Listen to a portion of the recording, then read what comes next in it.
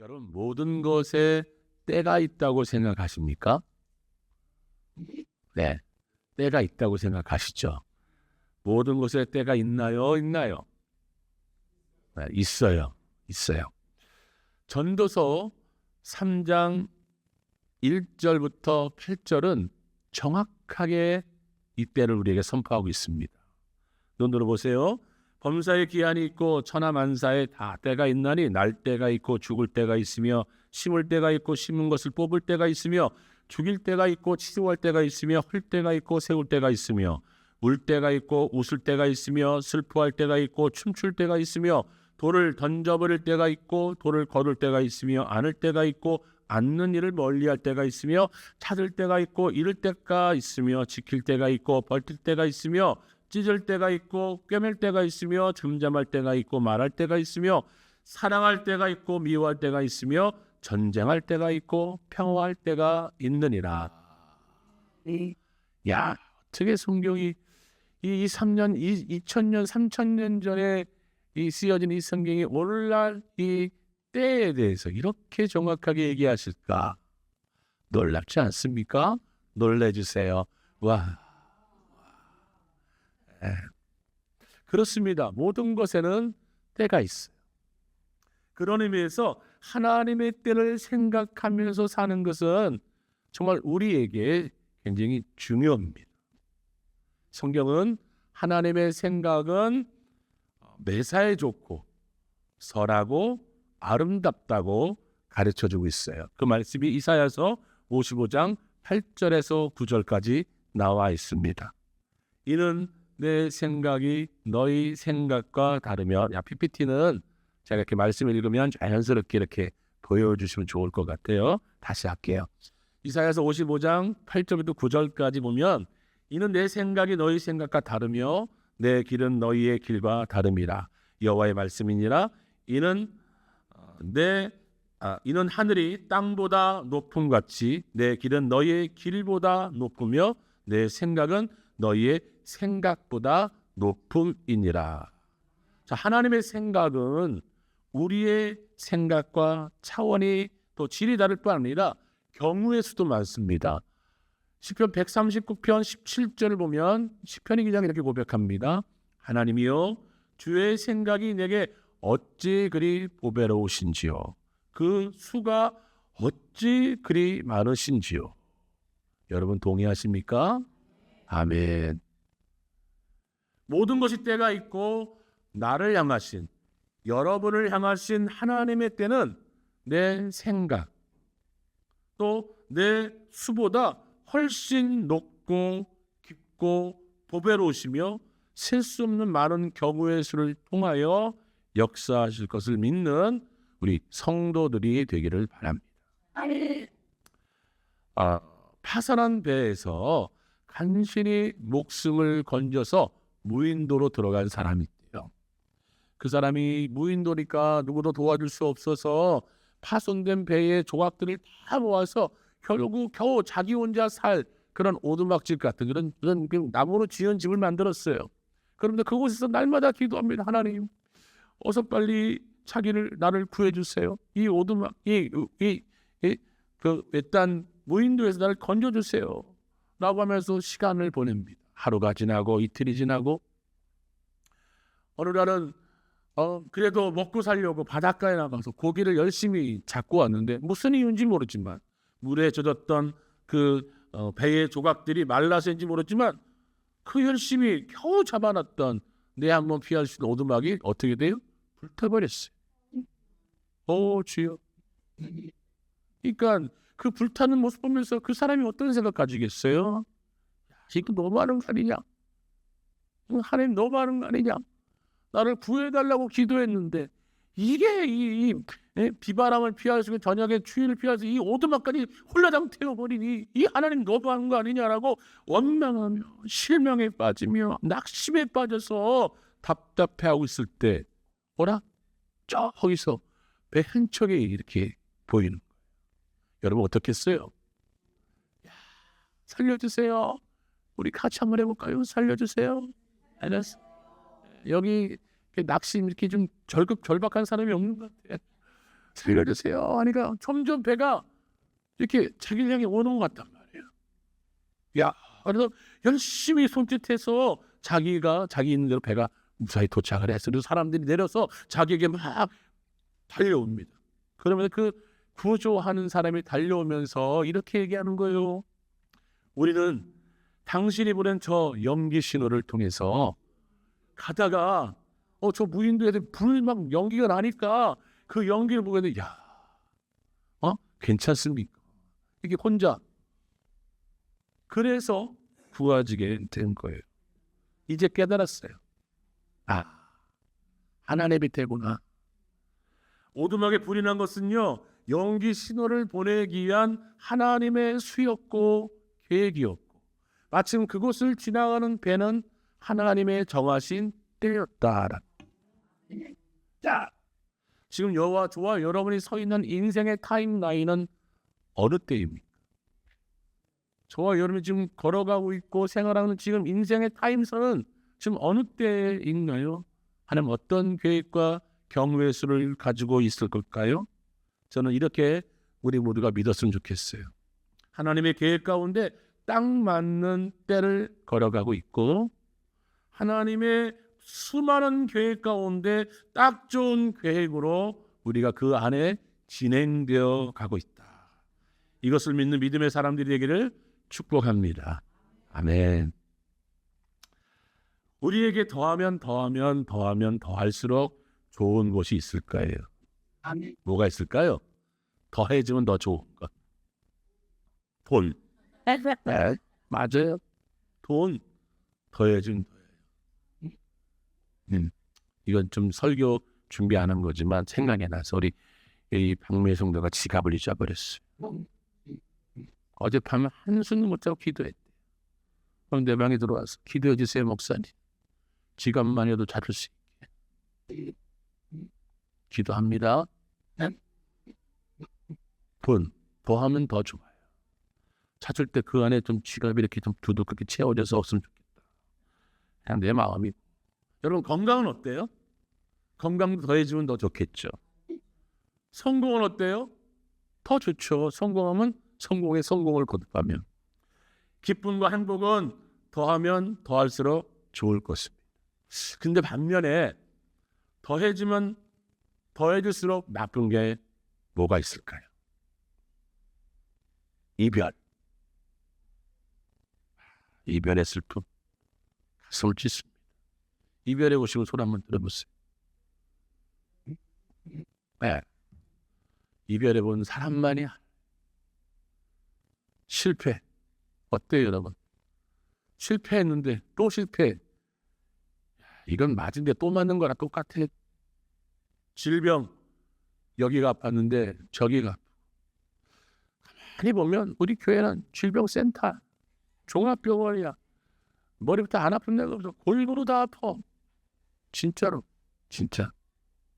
하긴 뭐 담임 목사가 암 질병 환자인데 뭐 더 말할 게 뭐 있겠습니까? 상처, 아픔, 고통 등이 더하면 더할수록 나쁜 것일 겁니다. 근데 저는 한 가지 더.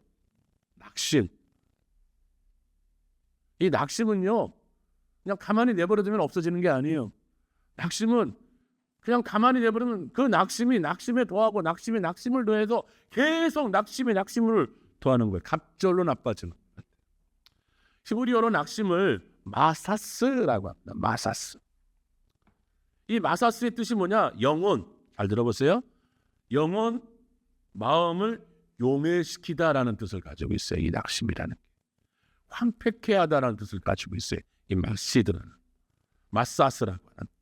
또 헬라어로 이 낙심이라는 게 카코스라는 단어를 쓰는데 이 카코스는 뭐냐? 마음과 생각을 무가치하게 만들다. 해롭게 하는 것이라는 뜻으로 헬라어로 쓰이고 있어요. 즉, 이 낙심이란 인간의 영혼과 마음과 생각을 용해시키고 황폐케 하고 무가치하게 하면서 인생 자체를 해롭게 만드는 것이다. 혹시 낙심을 갖고 싶은 거 그 목록에 들어갈 수 있을까요? 아니, 낙심은 그냥 버려야 되는 거예요. 자, 여러분 저를 보십시오. 지금 여러분 안에 혹시 낙심이 있습니까? 무엇인가는 모르지만 여러분 안에 낙심이 있다면 이건 더하면 더할수록 좋은 게 아니에요. 더하면 더할수록 나쁜 거예요. 아니, 낙심은 버려야 돼요. 떠나버려야 돼요. 그래서 오늘 이 예배를 통해 이 말씀을 통해 혹 조금이라도 여러분 마음에 낙심이 있다면 오늘 본문의 말씀처럼 낙심아 떠나가라 이렇게 선포하며 우리가 나아갔으면 좋겠습니다. 자, 우리 주변을 돌아봅시다. 우리 주변을 돌아보면 넓게는 지구촌, 나라, 세계의 나라와 정치와 경제 등, 그러나 좁게는 우리의 가정, 자녀, 일터, 그리고 사업장, 학교, 더 작게 우리 교회를 돌아보면 우리의 영혼과 마음, 생각을 용해시키고 분해해버리고 무가치하게 만드는 낙심하는 일들이 너무나 많습니다. 자, 여러분 저를 보십시오. 혹 낙심거리가 좋은 것보다 적다면, 즉 낙심거리가 별로 없다 라고 하면 이렇게 한번 고백해 봅시다. 나는 복된 사람이다. 이게 여러분 그냥 따라하지 마시고 내가 진짜 얘기했잖아요. 지금 낙심거리가 없는 사람만 따라해 보시라는 얘기. 낙심거리가 별로 없는 사람만 시작. 나는 복된. 야, 우리 교회 복된 사람 많네. 나는 솔직히 나는 복된 사람이다라고, 나는 낙심거리가 나는 지금 없어서 나는 복된 사람이다라고 고백을 잘 못하래요. 내가 지금 형편이. 그래서 또 다른 고백을 준비했어요. 만약에 그렇지 않다면, 낙심거리가 산재에 있다면, 너무나 낙심거리가 많다면, 좋은 것보다 많다면 우리 이렇게 고백합시다. 밑에 있는 거, 나에게서 낙심아 떠나가라. 아멘. 나는 이 고백을 해요. 오늘 저는 이 고백을 할 사람이에요. 나에게서 낙심아 떠나가라. 아멘. 우리는 위기에 직면한 사람들을 볼 때 예상치 못한 경우를 종종 봅니다. 평소에는요, 큰 소리 빵빵 치고 자신감이 충만하고 아주 용기 백배한 사람 같은데 위기에 닥치자 피구려지는 경우를 봅니다. 말도 못하고 꼬랑지 싹 감추는. 근데 평소에 조용했던 사람인데 위기 속에서 빛을 내는 사람, 큰 용기를 바라는 사람을 보기도 합니다. 여러분 어떤 사람인가요? 우리는 믿음의 성도들의 경우에 평소에는 몰랐으나 시험과 환난이라고 하는 위기를 직면하게 될 때 우리의 믿음이 어떤지 드러나게 됩니다. 남유대의 13대 왕 우시야 왕이 있었습니다. 이 우시야 왕은 52년이란 세월 동안 남유다를 통치한 왕이에요. 52년 동안 남녀를 통치하면서 남유다의 경제와 정치와 군사면에서 나라를 크게 부흥시킨 왕입니다. 그래서 국내외적으로 평화와 안정을 취한 왕이었는데, 반면에 정치, 경제, 군사의 강대국은 되었어도 신앙과 믿음 면에 있어서는 꽝이야. 하나님을 향한 믿음과 백성의 신앙은 반대로 시들어갔어요. 52년의 통치를 마치고 우시야 왕이 죽자 그 믿음과 신앙이 시들어버린 그날에 위기가 닥칩니다. 왜냐하면 막 급부상한 아수르라고 하는 나라가 이 남유대를 넘보기 시작한 거예요. 그러니까 국가적으로, 국민적으로 굉장히 위기의식을 느끼게 되는 것입니다. 이러한 위기 속에 이사야 선지자는 어떤 모습을 보이느냐? 비굴해지지 않습니다. 선지자로서의 당당한 모습을 드러냅니다. 자, 어떤 모습이 선지자로서의 모습일까요? 이사야 선지자는 한 나라의 선지자답게 성전으로 향합니다. 그리고 그곳에서 하나님을 찾습니다. 이사야 선지자는 그 성전으로 나아가 그곳에서 하나님의 거룩하심과 하나님의 영광과 하나님의 전능하심을 기도를 통하여, 하나님을 찾음을 통하여 발견하게 됩니다. 다시금 확신하게 되는 거예요. 이사야 선지자 마음속에 성경은 표현하지 않았지만 우리가 미루어 짐작해 볼 때 낙심거리가 있습니다. 그러나 그것을 하나님 성경에 나아가 찾고 구하는 가운데 영광을 발견하고 진리를 발견하고 전능하심을 다시 확인하면서 그 마음이 더 이상 낙심하지 않게 되고 국민들을 향하여 백성들을 향하여 시들어버린 그 믿음과 신앙의 회복을 위해 목숨과 충성을 바쳤다라는 거예요. 졸지 마세요. 눈을 크게 뜨십시오. 여러분들이 주일날 말씀 듣고 졸면은 한 주를 어떻게 살아요? 못 살죠. 조영희 집사님 옆으로 튀어나오세요. 이다리 권사님 뒤에 딱 가려서 이 조는지 안 조는지 확인이 안 돼요. 자, 마찬가지로 생각해 봅시다. 이사야 선지자처럼 마찬가지 생각해 보자는 얘기예요. 성도는 하나님을 믿는 사람들입니다. 성도는 하나님을 믿는 사람들이에요. 믿는 사람. 자, 성도에게는 순경만 있는 것이 아니라 위기, 역경도 있습니다. 자, 우리 PPT 보여줘 보세요. 성도에게는요, 순경, 순한 경우만 있는 게 아니라 위기인 역경도 있다고 하는 거예요. 자, 조심스럽지만 저는 이렇게 고백도 하고 싶습니다. 우리가 하나님을 너무 찾지 않기 때문에 하나님이 어떤 경우에는 하나님을 찾으라는 신호로, 하나님께 좀 와라라고 하는 신호로 역경을 보내실 수도 있지 않을까, 저는 조심스러운 말씀 좀 드려봅니다. 어쨌거나 위기를 만난 성도는 성도답게 하나님을 찾아야 됩니다. 그리고 그 하나님을 찾는 가운데 하나님의 영광과 하나님의 전능하심을 확인해야 돼요. 그래야 성도 안에 있는 낙심을 떠나버릴 수 있게 되는 것입니다. 더 나아가 우리가 겪고 있는 위기와 환난 후에 다시금 영원하고 한량없이 큰 영광을 가지게 된다는 것까지, 이 환난 후에는, 환난에 떠나간 후에는 우리에게 더 큰 영광과 더 큰 은혜가 다가오고 있다는 사실까지 깨달아야 하는 것입니다. 이것을 우리가 깨닫고 이것을 우리가 믿고 소망해야 이 환난의 시간을, 이 환난의 때를 능히 걸어갈 수 있지 않겠습니까? 그래서 우리는 보이는 것들인 위기와 환난 자체에 우리 시선을 고정시키는 게 아니에요. 환난을 보는 게 아니에요. 환난거리를 보는 게 아니에요. 우리 시선을 그 환난거리에서 틀어서 영원한 것들인 하나님의 영광에 우리의 시선을 고정시켜야 되는 거예요. 여러분, 그러길 바라요. 솔직히 말씀을 선포하는 저에게도 환난이 없을 수가 없습니다. 아주 속이 시커멓게 문드릴 정도의 이 환난거리가 지금 우리 안에 있습니다. 저에게도 있고요. 근데 그 환난의 거리만 보면 너무 답답해요. 왜요? 아까 낙심을 더블로 낳게 하느냐. 가만히 둬도 낙심을 계속 쌓아요.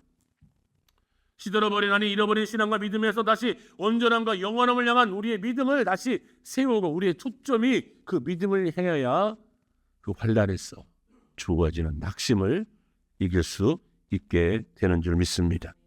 인간은 누구나 현실적으로 여건을 바라봅니다. 우리의 주변을 바라본다는 거죠. 우리 주변을 바라보지 않고 사는 사람은 어디 있어요?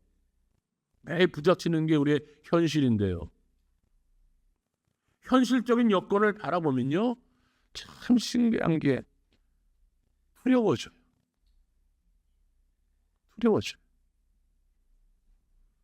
요즘 왜 이렇게 저에게 카톡이 많이 오는지. 무슨 카톡일까요? 결혼 카톡.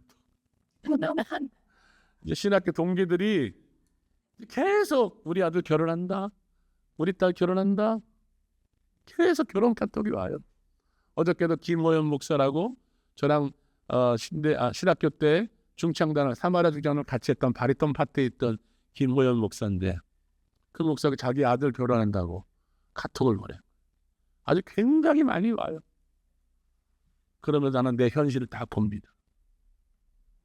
나는 언제나 접촉장을 보낼 수 있을까? 근데 솔직히 지금 청첩장을 보낼 형편이 안 돼요. 때론 감사해요. 모태솔로의 우리 아들들에 대해서 감사하기도 해요. 지금 당장 결혼한다고 하면 내가 뭐 해줄 수 있는 게 없으니까. 우리 현실을 보면요, 두려움이 찾아와요. 그 두려움은 낙심으로 이어집니다. 이런 경험 최소 한두 번 이상씩 가지고 있을 겁니다.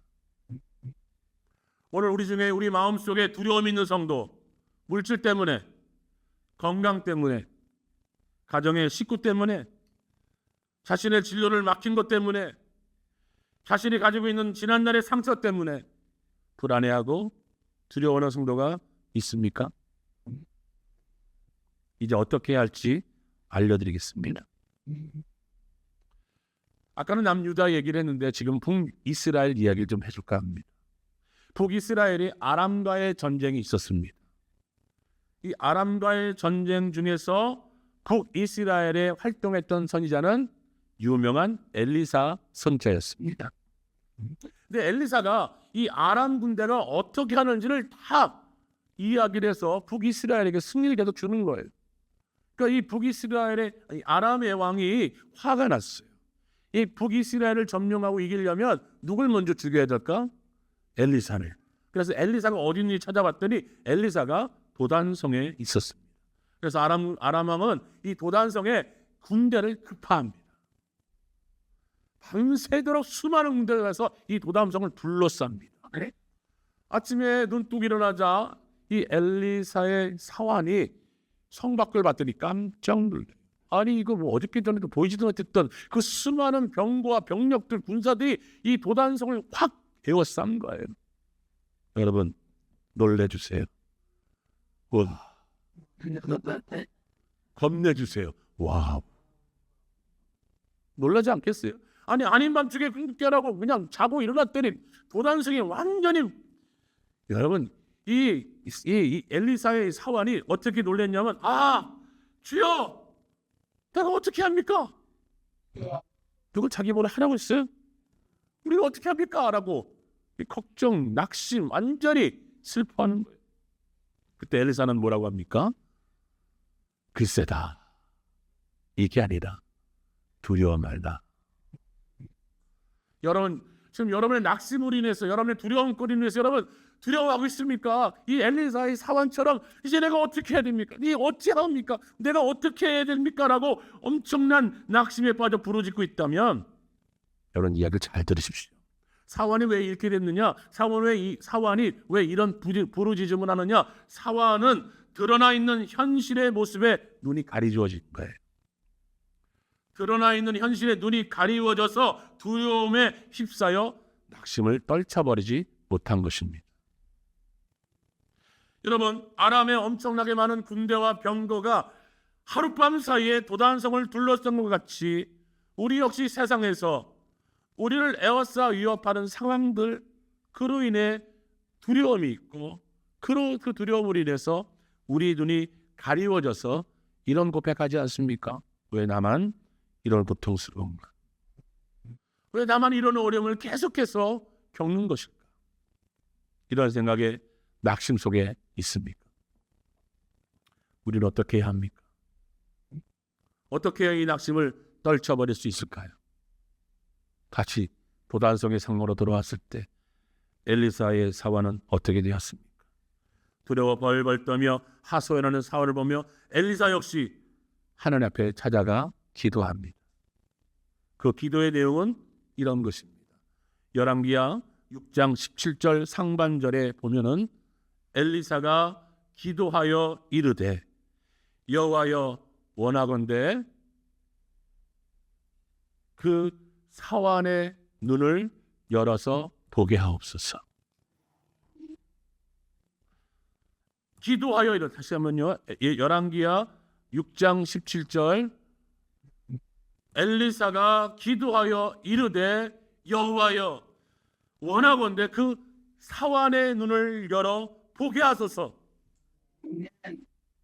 하나님께 이렇게 기도했더니 17절 후반에 여호와께서 그 청년 사환의 눈을 여심해 그가 보니 불말과 불병거가 산에 가득하여 엘리사를 불렀더라.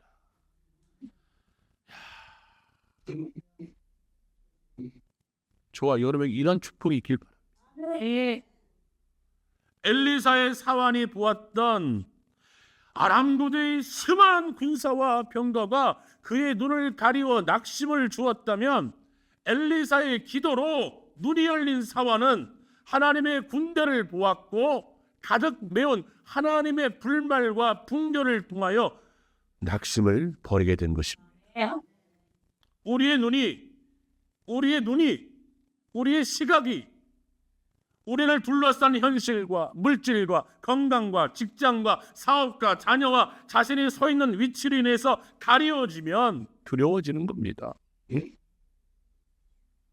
그 두려워짐으로 낙심케 되었던 것이 엘리사가 여호와께 기도하였더니, 기도할 때에 하나님이 함께 하심을 보게 됩니다. 하나님의 영광을 보게 됩니다. 하나님의 영원하심을 보게 됩니다. 하나님의 전능하신 능력을 보게 되어 믿음의 눈이 열려져 낙심을 떠나버리게 됨을 믿기를 바랍니다. 네. 불안과 공포로 인한 낙심은 믿음이 강하면 떨쳐버릴 수가 있습니다. 아멘. 어린 소년이었던 다윗은 골리앗 앞에서도 두려워하지 않고 이렇게 고백합니다. 이 할례 없는 블레셋 사람아, 네가 누구신데 하나님의 군대를 욕하느냐. 너무 흥미롭잖아요. 나보다 한참 키가 작은 보아가 나를 향해 달려오면서 너 이 할례 받지 않은 이 되먹지 않은 이 돼지 같은 것아, 네가 뭔데 하나님을 욕하느냐 하고 장난감을 들고 보는 거예요. 이런 관계 모두가 봤을 때 웃기는 거예요. 다윗이 앞에 나가고 또 골리앗이 딱 섰을 때 다윗이 골리앗을 향해 이 할례 받지 않는 이 블레셋 사람아, 네가 뭔데 하나님의 군대를 욕하느냐고 맷돌 5개 들고 달려갔다는 거예요. 여러분, 두려움이 있었다면 이렇게 할 수 있었겠습니까? 절대 아닙니다. 믿음으로 나아가 승리하지 않았습니까? 이처럼 강한 믿음의 다윗은 시편 3편에 천만인이 나를 둘러치려 하여도 나는 두려워하지 않는다. 시편 27편에 군대가 나를 대적하여 진칠지라도 내 마음이 두렵지 않고 전쟁 속에서도 내가 오히려 평안하도다. 여러분, 간절히 소망합니다. 저와 여러분에게 이런 두려움을 떨쳐버리는 은혜가 충만해지기를 축복합니다. 소원합니다. 여러분, 지금 무엇에 둘러싸여 있습니까? 믿음의 눈이 열려 주님의 역사를 바라보게 되기를 축복합니다. 그때 여러분을 얽어매고 있는 현실은 아무것도 아니라는 사실로 변해지게 됩니다. 그래서 아까 말씀드렸죠. 나는 낙심하지 않게 된다. 그렇다면 결론이자 하나님이 우리에게 주신 도전이 있습니다. 그럼 이 믿음의 눈은 어떻게 열릴까요? 말씀드렸죠. 기도. 이 믿음의 눈은 열려라 참게 해서 열리는 게 아니에요. 기도하는 자에게 열립니다. 이 믿음의 눈은 간절히 기도할 때 열립니다. 믿음의 눈은, 이 믿음의 시선은 쉬지 말고 드려지는 기도 생활에서 나옵니다. 기도 외에는 이런 이유가 나올 수가 없다고 했지 않았습니까? 즉, 기도할 때 믿음의 시선이 열리고 영적인 시선이 열리는 것입니다. 또한 이와 함께 믿음의 열려짐을 위해서 말씀을 보아야 합니다. 말씀이 없이, 여러분, 정말 여러분 중요해요. 말씀이 없이 기도하면 자칫 위험해질 수가 있어요. 그래서 말씀을 들어야 합니다. 말씀을 묵상해야 합니다. 말씀을 연구해야 합니다. 기도와 함께 말씀이 함께 하여야 하는 줄 믿습니다. 바라는 것들의 실상이요 보이지 않는 것들의 증거가 믿음이라고 했죠. 따라 볼까요? 바라는 것들의 실상이요 보이지 않는 것들의 증거가 믿음이다. 그렇습니다. 이 믿음에 대한 말씀은 이 성경 구절, 지금 제가 여러분에게 보여드리는 이 성경 구절과 맞아 떨어져야 되는, 연결돼야 되는 거예요. 어떤 말씀이냐? 로마서 10장 17절의 말씀이에요.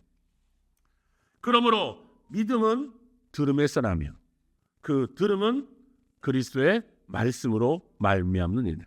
로마서 10장 17절. 뭐라고요? 다시 한번 고백해봅시다. 시작. 그러므로 믿음은 들음에서 나며 들음은 그리스도의 말씀으로 말미암느니라. 이 분명한 말씀에 연결고리가 있어야 되는 거예요. 믿음은 바라는 것들이 실상이고 보지 않는 것의 증거이기에 이 믿음은 들음에서 나야 돼요. 이 들음은 다른 게 아니에요. 그리스도의 말씀이에요. 기도합시다. 말씀을 가까이 하며 읽고 듣고 묵상합시다. 그러면 여러분 지금 가지고 있는 모든 낙심거리가 떠나게 될 줄 믿습니다. 여러분 시간이 없습니까? 그러면 외람된 말씀이지만 시간이 없어 기도 못하고 말씀 읽지 못하면 늘 언제나 아주 가까이 낙심이 여러분과 가까이 할 겁니다. 그러나 시간이 없어도 시간이 없을수록 더욱 기도하면 그리고 더욱 하나님 말씀 붙잡고 묵상하고 연구하면 그러면 더 이상 낙심은 여러분과 함께하지 않을 것입니다. 낙심은 떠나갈 것입니다. 네. 나사렛 예수 그리스도의 이름으로 선포하노니 모든 낙심의 사슬과 결박은 기도하고 말씀을 붙잡는 나를 비롯하여 모든 성도들에게 끊어져 나아갈지어다. 아멘. 할렐루야. 이번 한 주간에 여러분 삶 속에 현실 속에 우리 현실을 떠날 수가 없죠. 여러분이 사는 현실 속에서 민물의 파도처럼 계속해서 여러분에게 낙심거리가 온다면 그때마다 기도하고 말씀을 읽으며 이렇게 선포하십시오. 다 같이 선포합시다. 시작. 나사렛 그리스도의 이름으로 선포하노니 모든 낙심의 사슬과 결박은 기도하고 말씀 붙드는 나에게서 끊어져 떠나갈지어다. 아멘. 다시요. 다시 한번 선포합시다. 시작. 나사렛 예수 그리스도 이름으로 선포하노니 모든 낙심의 사슬과 결박은 기도하고 말씀 붙드는 나에게서 끊어져 떠나갈지어다. 네. 이거를 이 시간에만 하지 말고요. 이 시간에 했잖아요.